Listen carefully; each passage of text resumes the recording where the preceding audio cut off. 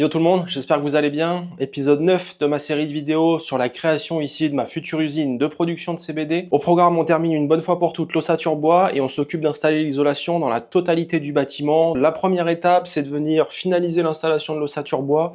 Il me reste plus que ce pan de mur à faire, donc on va s'en occuper tout de suite. Chose qu'il faut que je prenne en compte au niveau de l'installation de mon ossature, c'est l'épaisseur ici de ma porte. Mon cadre, il fait à peu près 6 cm d'épaisseur. Rajouter à ça, on va dire, le petit centimètre supplémentaire là du bourrelet du cadre de la porte, et donc il faut que je prenne en compte tout ça pour faire en sorte que quand je viens d'installer mon lambris derrière, il vienne à fleur ici de mon cadre de porte pour tout simplement avoir quelque chose de propre. Il faut aussi également que je pense, quand je vais installer mon ossature, à prendre en compte mes perçages au niveau du sol, mais également aussi au niveau du mur.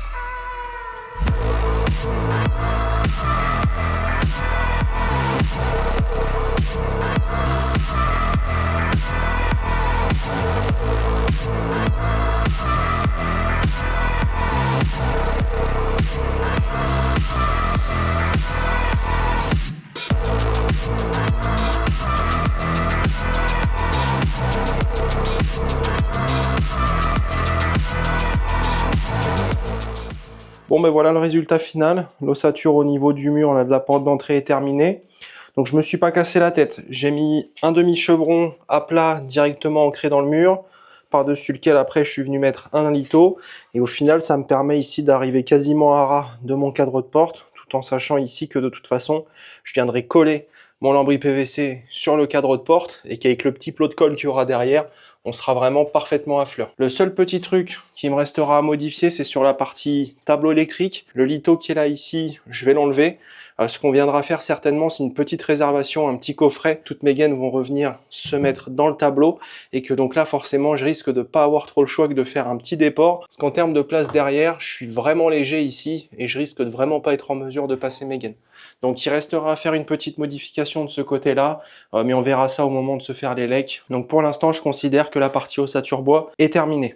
La prochaine étape du coup, vous vous en doutez, on va commencer à isoler les différentes parois du bâtiment, et on va commencer ici par cette pièce-là. Donc objectif, isoler dans un premier temps les murs. On fera le plafond juste après. Donc la première étape, avant de commencer à isoler, je vais venir fixer ma gaine là tout le long du mur à une hauteur définie. Comme ça au moins je sais, une fois que j'ai tout fermé, que j'ai pas à chercher 5000 ans ma gaine derrière à faire des trous partout. Je serai en mesure de savoir qu'à telle hauteur par rapport au haut du mur, j'ai ma gaine qui passe, et ce voilà, sur toute la largeur du mur. Je vais certainement faire la même chose pour la gaine du bas qui, comme vous le voyez, fait un petit peu le ventre aussi. On va se la fixer à hauteur là, approximativement une trentaine de centimètres. Comme ça on a quelque chose qui est à peu près aux normes. Quand on viendra mettre les prises, on sera directement aligné derrière. Donc je m'occupe de ça et après on isole tout. Bon, je vous propose qu'on fasse le petit point financier pour cet épisode. J'ai uniquement eu à acheter de la laine de verre aujourd'hui pour mener à bien mon objectif. La quasi-totalité du reste du matériel qui a été utilisé était déjà présent sur le chantier, donc je ne vais pas les considérer aujourd'hui dans mon calcul. Donc il faut voir que pour isoler mes deux espaces de culture plus l'entrée, il m'aura fallu un total de 8 rouleaux de laine de verre. Donc c'est de la laine de verre en épaisseur 100 mm.